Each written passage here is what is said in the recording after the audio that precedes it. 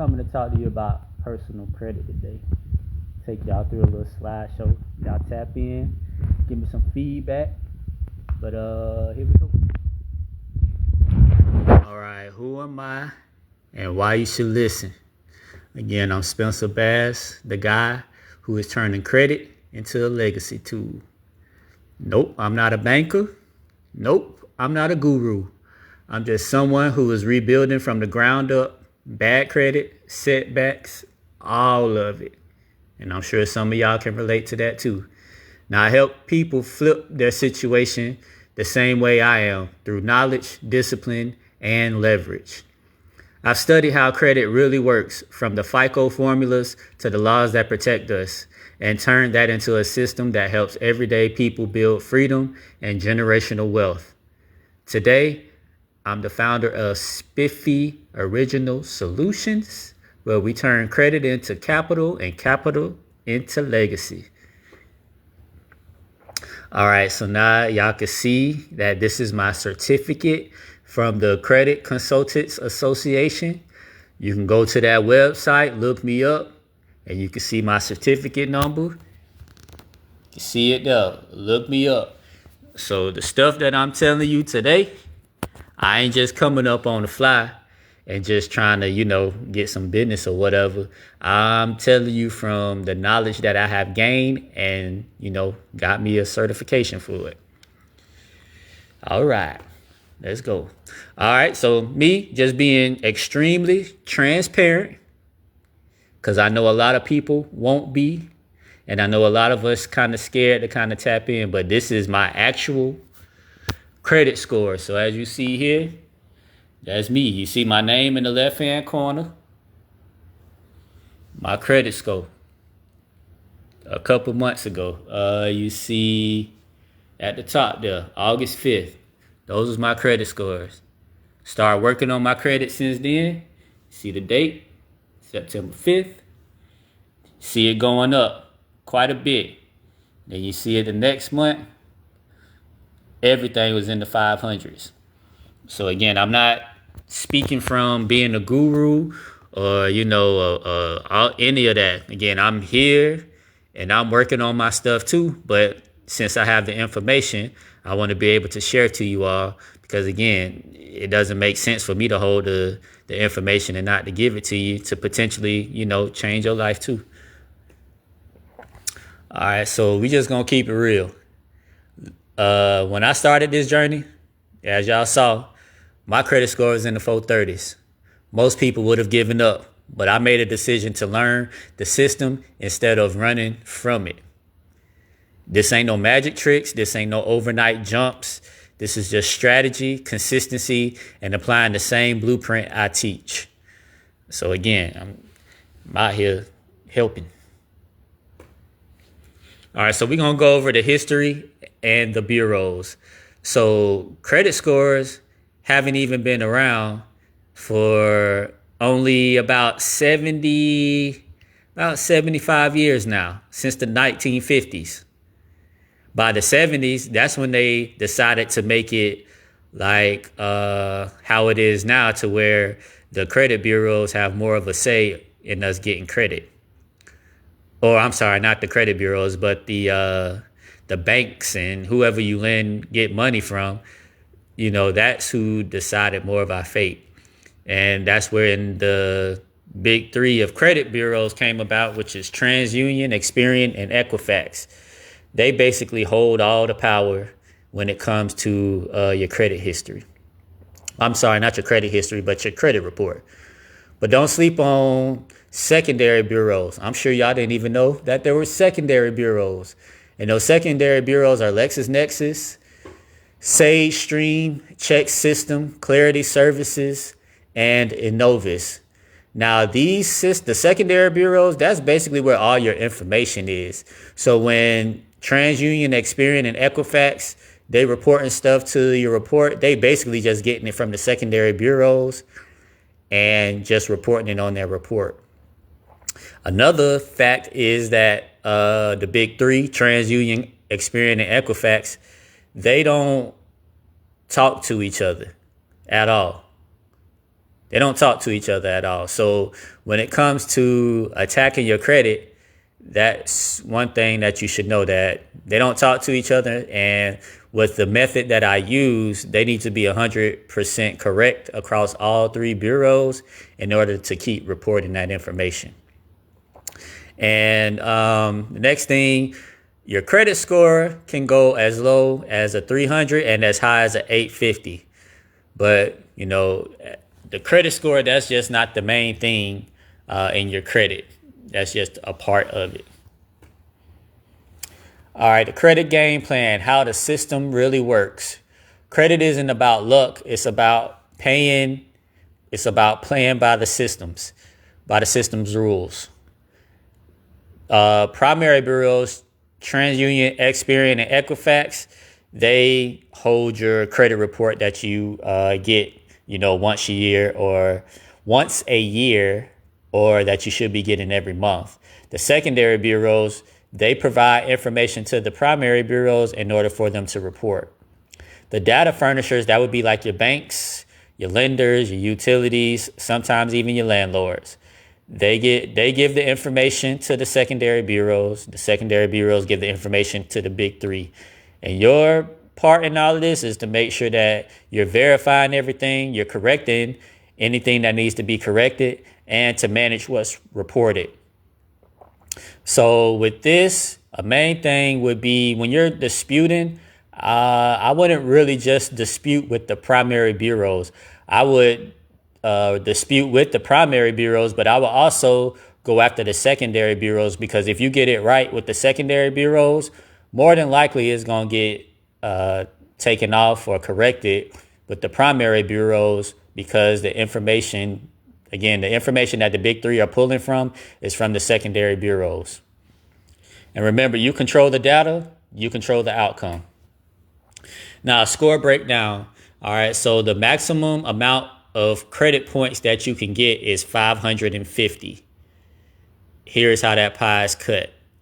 So 35% of the pie is catered to payments, which the maximum amount of points that you can get is 192 points.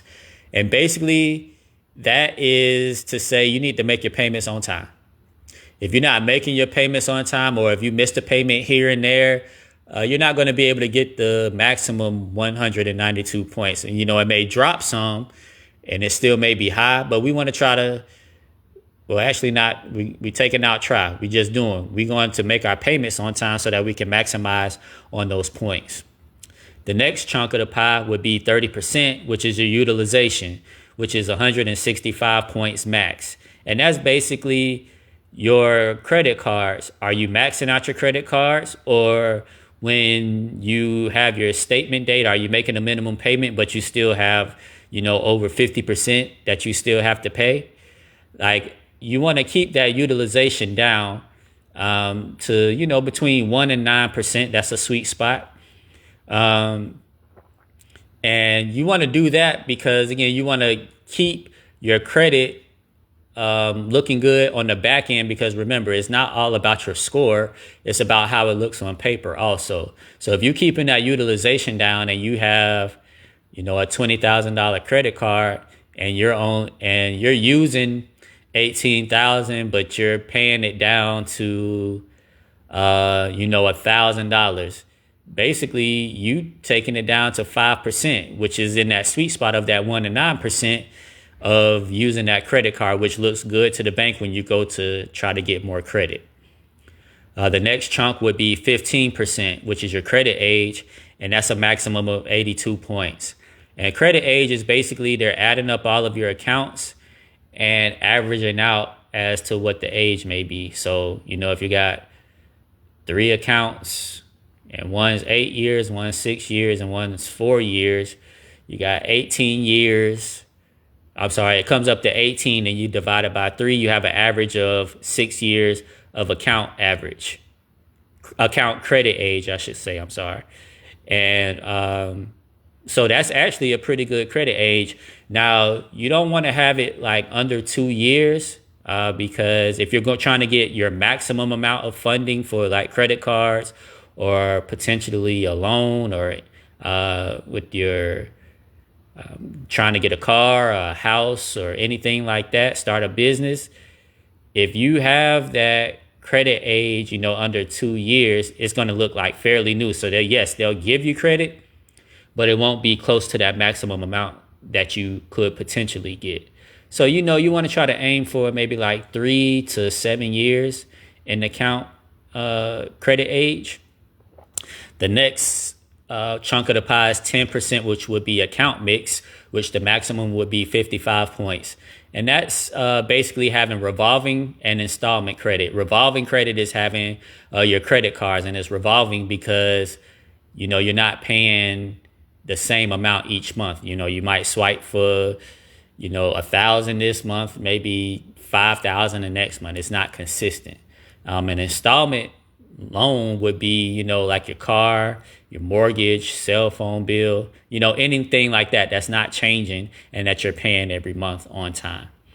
And the last chunk would be 10%, which would be your inquiries, which is another 55 maximum points that you could receive.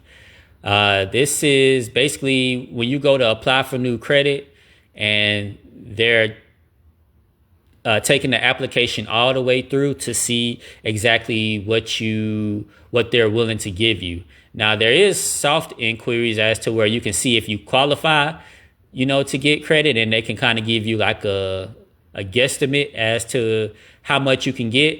But once they give you like a definitive, like when you go and get a car, you can get a pre-approval and they can say, yes, you're pre-approved for 18,000.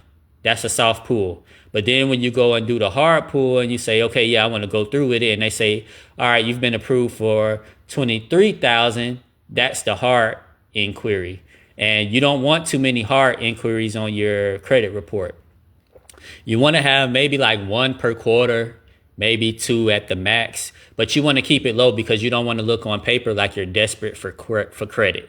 So again, these are the 5 portions of how they get your credit score. And again, we want to, keep those payments on time. We want to make sure our credit card is, paid off on time. We're using 1 to 9. If you're using a lot, you just want to make sure that you're paying it all the way down to where you don't owe nothing for that month. Or if you do want to owe something, you want to have it to at least where it maxes out at 9%. Maybe 1 to 9%. You want it between that sweet spot. You want to have more than 2 years of credit age so that we can get you maximum funding, or you don't want to have it over, like 7 years of credit age. You kind of want to keep a good mix. And then you want to have a good mix of credit cards and like installment loans to show that you know how to handle different types of credit. And you don't want to be asking for too much credit, at one time. You kind of want to space it out. All right, so we're going to go over some credit myths that keep people stuck. All right, so one myth is paying off collections boosts your score. And that is true if you're getting it deleted off of your credit report. So yes, you can pay off your collections, but you want to ensure that you're getting that information deleted off your credit report so it's not hurting your credit report any longer.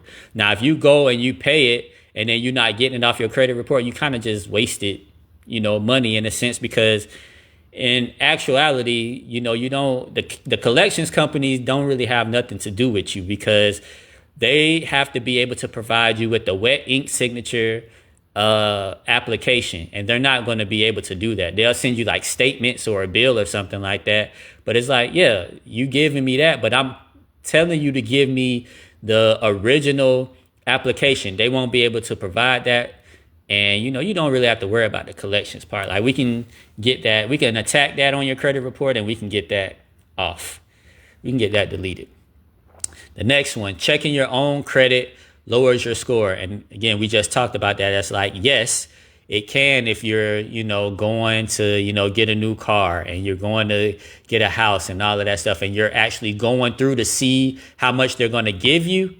That is a hard inquiry. But if you're just trying to see like a ballpark of what they may give you, that's a soft inquiry. So that's not going to hurt your credit score. Or even checking your credit, that's not going to hurt your credit score at all. Just when you actually fill out an application and you sign it and saying that you want to get this specific amount for a loan or for a credit card, then that's when you get a hard inquiry, and that can affect your credit score. All right, the next myth would be closing old accounts helps your score. And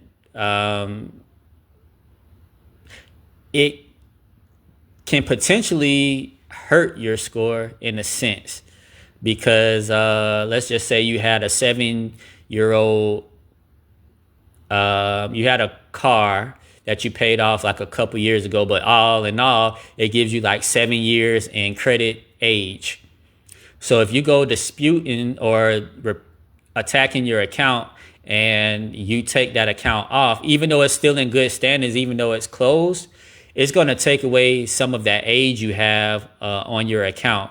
So you want to make sure that when you're, looking over your credit report, you want to make sure that, if something's in good standings, but it's closed, keep it on there, because that's going to help you with your credit age. So, that'll be, one factor on your profile that you won't really have to worry about, because you're getting enough age on your credit profile. But if you delete it, that's going to drop it down. So if your oldest account was 7 years, but you got a few accounts that's no more than like 1 to 3 years, that's going to, drop your credit age down to like a 2 rather than it being like a 4 or a 5 or something like that. So just be mindful of that. The next myth would be you need to be debt free to have credit, and that is absolutely wrong. The system rewards smart use of credit, not absence of it. So it's good to have good credit, but if you're not using it, you're kind of wasting your score in a sense, because again, the banks want to give you money, but it's up to you as to, you got to learn how to make that money work for you. And again, if you got good credit, it's just, it's just sitting there. It's not really doing nothing for you. And again, the score isn't everything, because, there's plenty of people that may have like a 700 or a 720, and they don't get approved for some things because their profile isn't that strong. But you may have someone who has like a 650 or a 695, something like that. Their profile is strong. The banks will give them a ton of money because their profile looks good, and they're not necessarily going off the score per se. So again, don't get so stuck on, I have a 700 or I have a 750 credit score. And it's like, yeah, that's cool, but what is your profile looking like? That's the main thing. All right, and we just talked about that as to why a 700 credit score gets denied. So you could have, a couple of late payments. Like if you have like your credit age is pretty low, like less than 2 years, that's not going to help you with having a 700 credit score.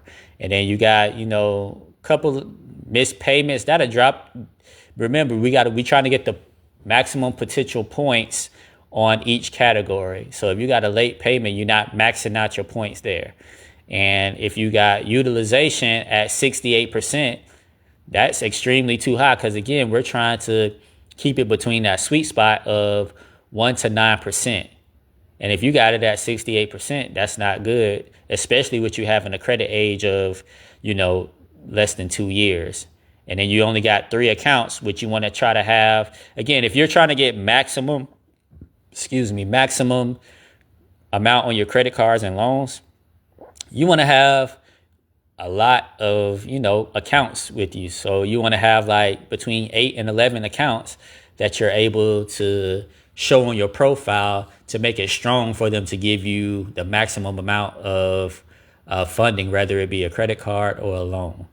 And then, they may have too many inquiries for that specific example and a collection. But even with collections, bankruptcies, child support, late payments, all of that stuff, we can get that off of your credit report. With the systems, that I have, we can get all of that off. Now, just be mindful that we setting you up on paper. So on paper, you're going to look good, but you're still going to owe these institutions. So the thing is that we're trying to give you some wiggle room, or even trying to get you to where you're able to set up a business that's getting you some money flowing in, to where you're able to, have money for yourself and be able to pay off those debts. So you don't have any issues further down the line. The good credit score, 700, that would probably get approved, would be, 100% payment history. You want to make sure that utilization between 1% and 9%. Their credit age is at 6 years, which is, again, that's a good credit age, because you want it between about 3 and 7 years. They got about a total of 10 mixed accounts, which is, credit cards, mortgage, cars, whatever may have you, but they got 10 total. So that's a good thing. And then they only have one recent inquiry, and no derogatory, no collections, no none of that stuff. So when you're seeing these people online and you seeing them say, hey, we're getting 20,000, 50,000 in funding, or 100,000, 150,000, 250,000. That's on the business side, but it's like they're getting that because their profile looks strong, and basically, they got everything cleaned up and they got it built up to look good to the banks. So the banks want to be able to give them, all of that funding. And we just got to remember, a high score doesn't guarantee approval. Banks approve profiles, not just points. All right, the fix: building a power profile that gets approvals. So remember, we want to keep utilization with your credit cards between 1% and 9%. That's our sweet spot. Then you always want to pay on time. Payment history is 35% of your score. So if you're not making your payments on time, or you're just not making them all, that is a big chunk of your credit score. When that happens, you have the potential to drop 100 points on your credit score, and that's a lot. So it could drop just like that, but it's going to take some time to come back up. So let's try to keep our payment history on time.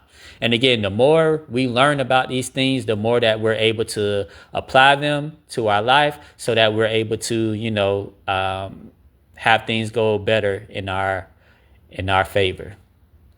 And then this is one play that you can run, like if you're rebuilding your credit, or if you're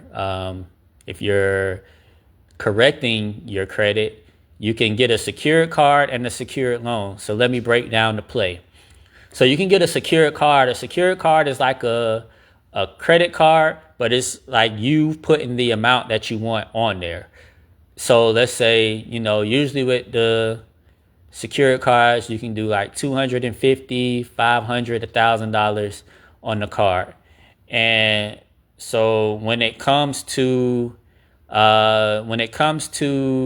that, you'll get the secured credit card, and let's just say you do $1,000. You get the secured card, put 1,000 on there, and you want to for the first 3 months, you want to, well, not for the first 3 months, but just in general, you want to pay it on time, and you want to keep that utilization, between 1% and 9%. But I would just suggest, paying it off. Like, just get that secured card and put it towards your gas for the week or for the month, or your groceries or something like that. The stuff that you already know that you're going to pay, use that card for it and put that money back on that card.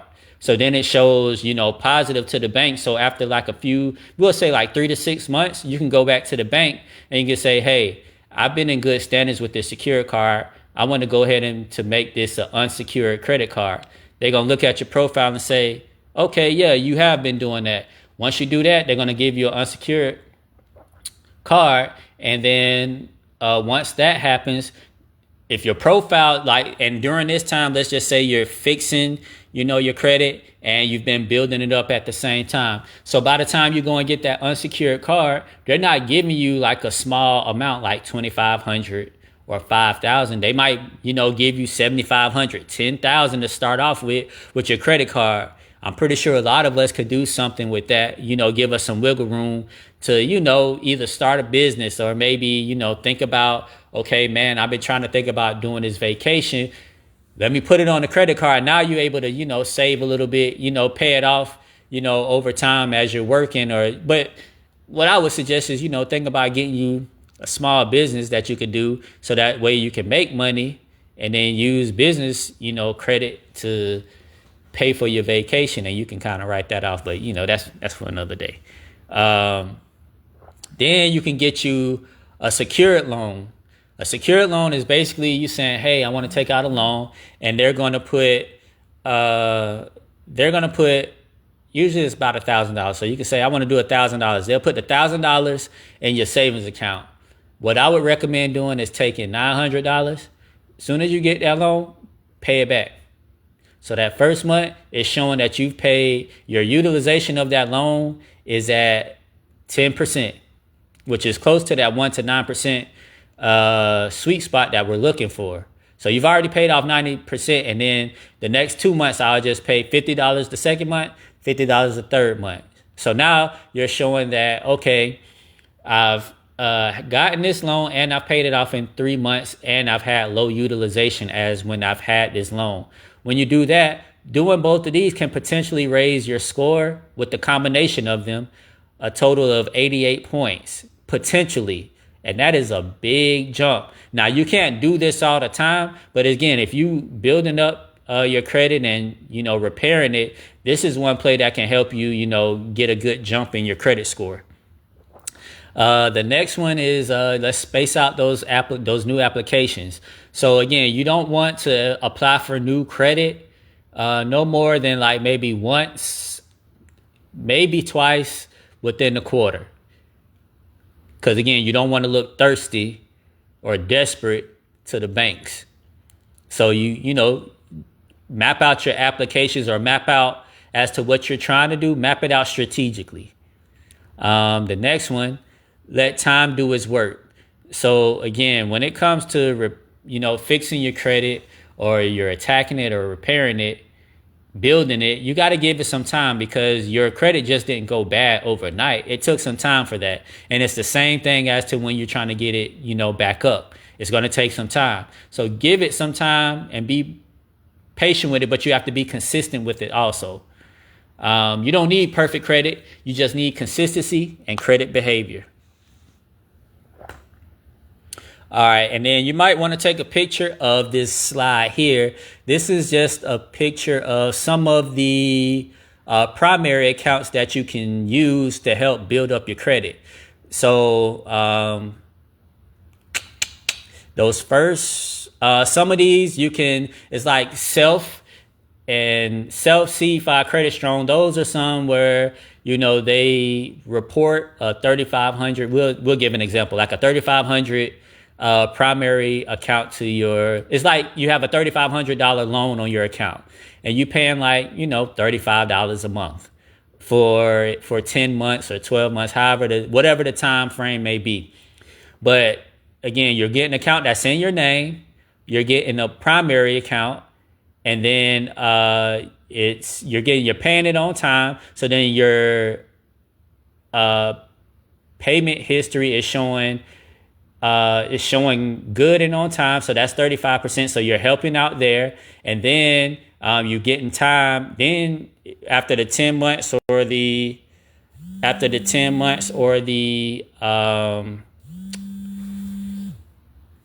10 months, you can have, you're creating credit age on your credit report also. So that's just something, for if you're not ready for the bigger primaries, this is something to try to, get you going and to help with building. The jewelry ones, that's just like, you're paying in for like a membership. Could be like $79 to $250 or so. But it's like you paying in, and you buy some jewelry and you pay it off over time. And again, this is like giving you a primary, like some of them like $10,000, but you might pay for like a $1,000 piece of jewelry or something. I don't know. I'm just giving an example. And you paying that off every month on time, but it's showing on the back end that the total of the loan that you have is like $15,000. So it's like, again, that's showing a big chunk of credit on your report that's showing good. And then you having to pay on time, and then you're paying on time, and then you're keeping your utilization pretty low also. So you're just helping out yourself in the long run. Now your rent, it doesn't report to your credit at all, but it's like, why? So with this one, it's like you definitely want to take advantage of this, because it's like if you're paying it, you might as well get credit for it too, because that's going to help you with credit age. Because a lot of these, they're going to go back 2 years. And basically it's just you signing up and you saying, hey, I stay at this place. I've been paying rent for however long. They're going to call your landlord. Your landlord going to be like, hey, yeah, they've been staying here. They've been paying on time. Okay, cool. Now, sometimes, you stay at your people house. They call you people. That's your landlord. They say, yeah, they've been staying here for 5 years. They put that on there. Okay, cool. Boom. They putting that on your credit report. You got good credit. Now you done added some credit age to your report, and it's positive. But sometimes they even go back 4 years. So you definitely want to think about adding those, especially if you're building your credit up. And then of course, we got the secured cards, which I just explained, the last page, where you're coming and you're bringing money in, and you're having a card that you have basically set your own limit, and you want to use it for like your everyday stuff, the stuff that you got to pay. Use that card, put the money aside, or whenever you use it, just put the money right back into, that card, so you're not running a balance over into the next month. And this is going to help you build credit also. All right. And then credit is your leverage. It's not just a score. So when your credit is strong, you can get, potentially up to a $10,000 personal loan. With that $10,000 personal loan, sometimes if you go and start a business, it can be brand new. And again, if it's before 2 years, that's considered brand new.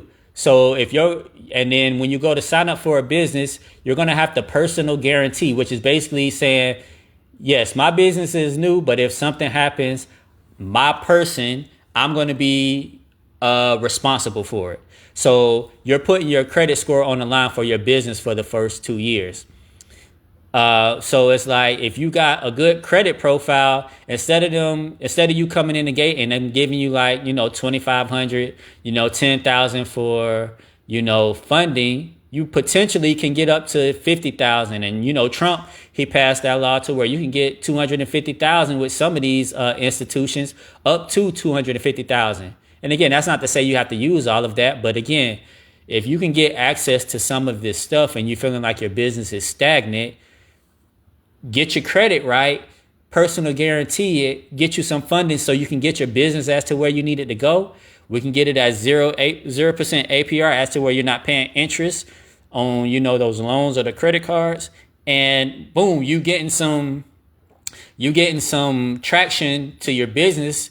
You're making money, you're paying back the loans or the credit cards also. And then boom, once that credit or that loan is paid off, now you still have a business that's making money, which in the long run is still helping you.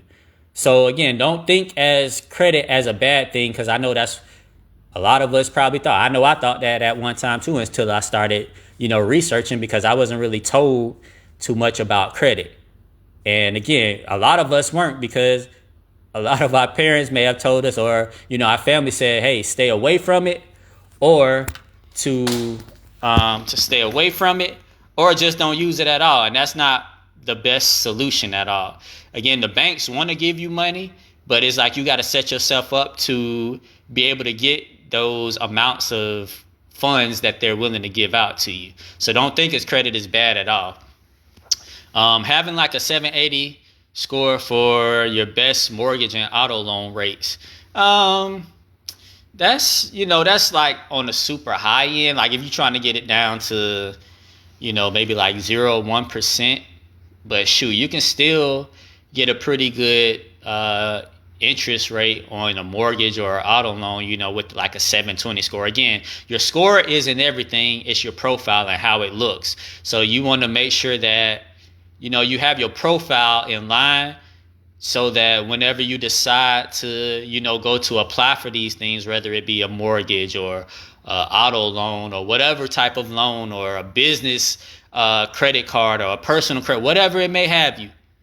You want to make sure that your profile is strong so that when you go in there, you know that they're not going to deny you and they're going to want to give you the max amount that they have to offer, for that specific offer.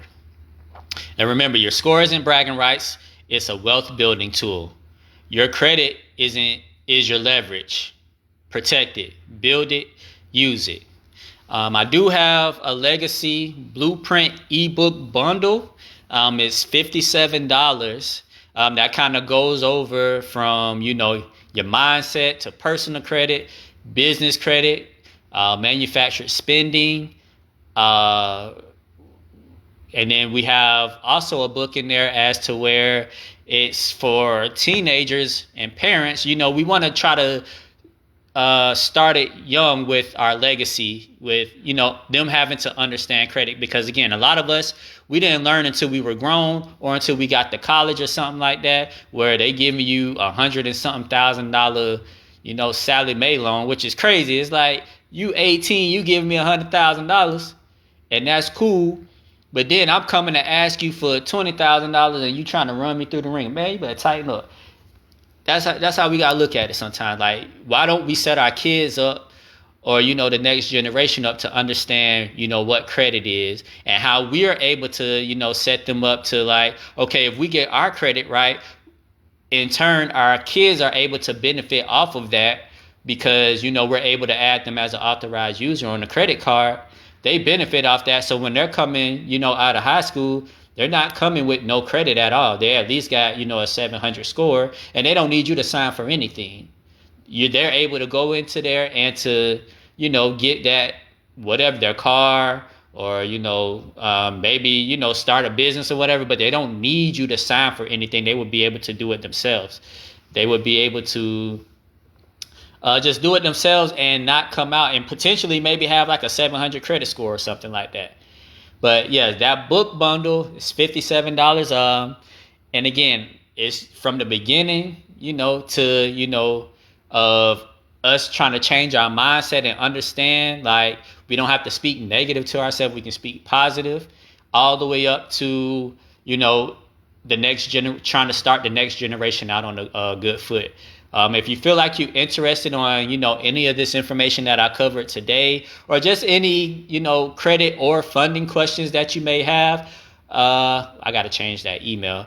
But, I got it right, but I need to update it. But it's, you can always email me at info@spiffyoriginal1.com, or you can just hit me up on any social media, which is Instagram, Threads. Well, Threads don't have DM, but Instagram, TikTok, Snapchat. That's Spiffy Original 1. On Facebook, I'm Spencer Bass, and I'm definitely willing to help.